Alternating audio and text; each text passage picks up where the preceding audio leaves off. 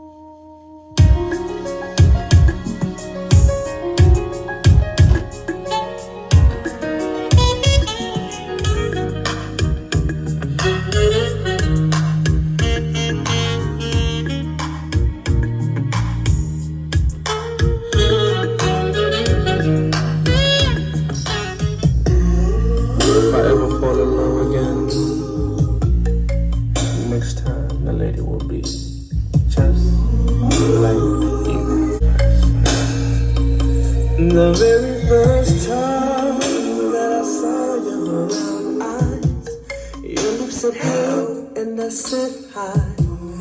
You were right there. One more night to get this. We've had a million nights just like this. So let's get down to business. Mama, please don't worry about me. I'm about to let my heart speak. friends keep telling me to leave this. So let's get down to business. Let's get down to business. Give you one more night to get this. We've had a million nights just like this. So let's get down to business. Let's get down.